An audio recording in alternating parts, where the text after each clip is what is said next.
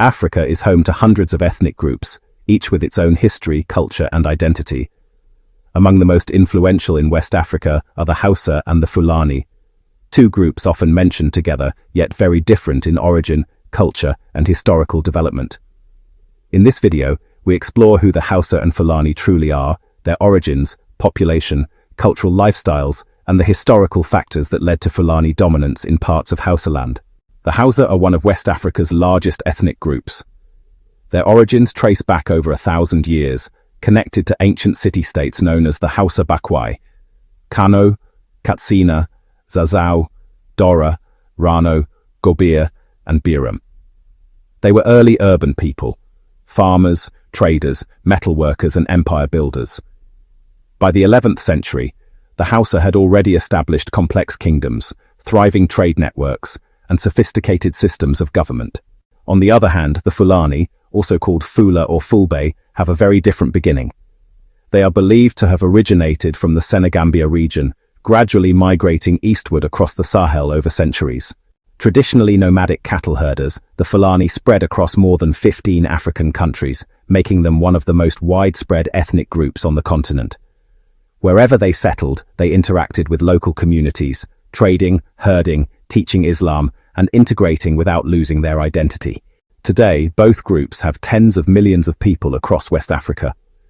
Hausa are concentrated mainly in northern Nigeria and southern Niger, with large migrant communities in Ghana, Sudan, and Cameroon.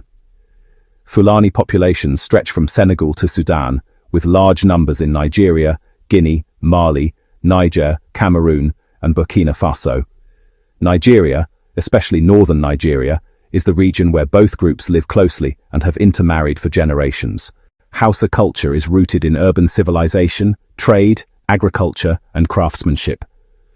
Major features include large historic cities like Kano, Katsina, and Zaria. Agriculture is the main occupation.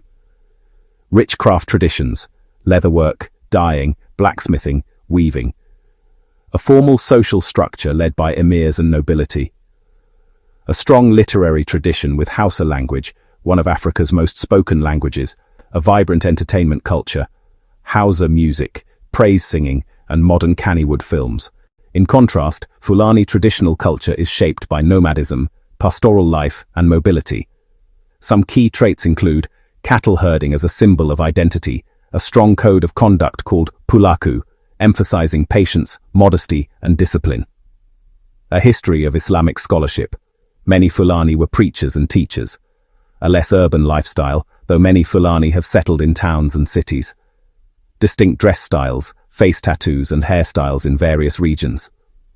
Though intermarried with the Hausa, many Fulani communities maintain these cultural norms. For centuries, Hausa kingdoms were independent, wealthy, and powerful.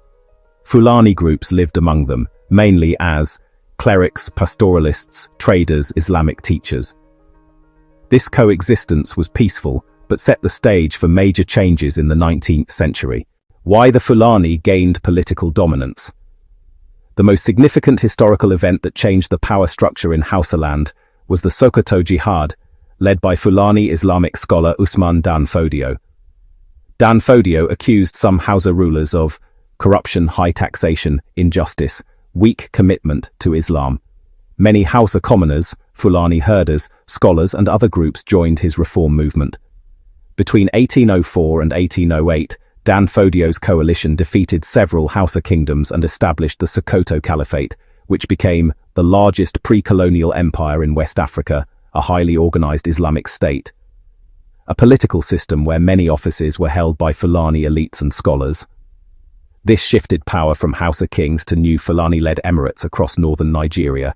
Several factors explain how the Fulani came to dominate. Religious authority.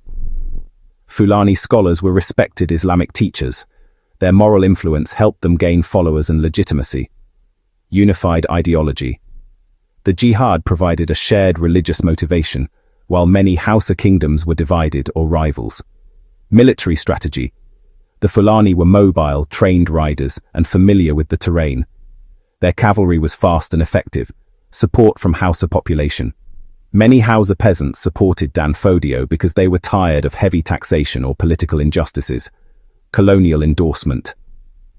When the British arrived, they kept Fulani emirs in power because the caliphate already had a strong administrative structure. Over time, Fulani leadership became deeply embedded in the governance of northern Nigeria. Today, the terms Hausa Fulani are often used together, but this can be misleading. They share a common religion, Islam. They share political space, they intermarry, they influence each other's cultures, but they remain distinct ethnic groups with different histories and traditions. The Fulani do not dominate all Hausas today. Rather, modern politics is shaped by a mixture of democracy, regional alliances, historical emirate structures, social integration.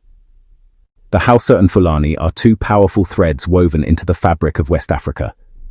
Understanding their origins, cultures, and history helps us appreciate how past events continue to shape present realities.